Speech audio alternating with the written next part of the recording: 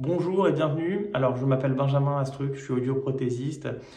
Aujourd'hui, je suis là pour vous parler d'appareils auditifs et d'une forme particulière d'appareils auditifs qu'on appelle les intra-auriculaires. Alors, ces appareils intra-auriculaires, on les voit beaucoup sur certaines publicités, sur beaucoup de formats aussi, parfois même à la télé, de forme sur mesure, standard, mais qui ont une caractéristique, tout est dans l'oreille. À partir du moment où tout mon appareil rentre dans mon conduit auditif, l'appareil va boucher mon oreille. Conséquence, s'il me restait de l'audition, c'est-à-dire de l'audition naturelle, je vais la perdre. Le son ne peut plus rentrer facilement dans mon conduit auditif. Alors, pourquoi c'est important? Parce que dans la majorité des cas de perte auditive, vous n'êtes pas sourd, vous n'êtes pas malentendant à 80-90%. La plupart des pertes auditives, on parle de surdité modérée, vous avez perdu 30, 40, 50, 60% de l'audition, et ce qui signifie qu'il vous reste 40, 50, 60%, 70% de votre audition.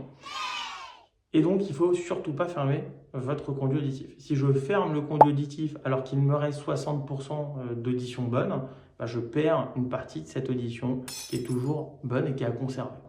Donc, pour bien comprendre et simplifier les choses, si vous entendez, mais que vous ne comprenez pas tout, alors évitez l'intra-auriculaire. Pourquoi?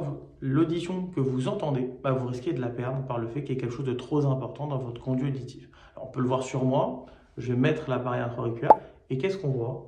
On voit que l'appareil prend bien toute l'oreille et que le son ne peut plus rentrer. On va retrouver exactement la même chose sur des appareils standards, alors de façon moins importante, mais ça va être quand même problématique, on perd une qualité sonore importante. C'est pour ça que c'est très important de toujours réaliser ce qu'on appelle une audiométrie tonale. C'est un test auditif complet de votre audition qui va permettre d'évaluer avec précision l'audition qu'il vous reste d'un point de vue naturel et surtout le travail à accomplir avec l'appareillage auditif. Sachez que la forme de l'appareil dépend principalement de ce test auditif.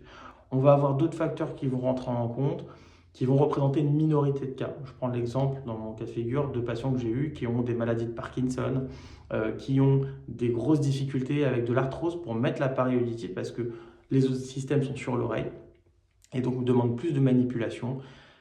C'est pour ça que dans certains cas, on va quand même mettre de l'intra-auriculaire. Pourquoi? Parce que même si c'est un peu moins bien, c'est toujours mieux que rien. Donc l'appareillage auditif, je vous conseille de toujours réaliser un bilan complet par un audioprothésiste qui va vous donner toutes les informations nécessaires et surtout vous expliquer pourquoi dans votre cas de figure, l'intra-auriculaire peut être adapté ou ça peut être un autre type d'appareil auditif. N'hésitez pas à consulter et à demander aussi avis à votre médecin ORL qui parfois a ces informations qui pourra vous communiquer lors de la consultation de dépistage auditif. C'est fini pour aujourd'hui et je vous dis à bientôt pour de nouvelles vidéos sur l'audition.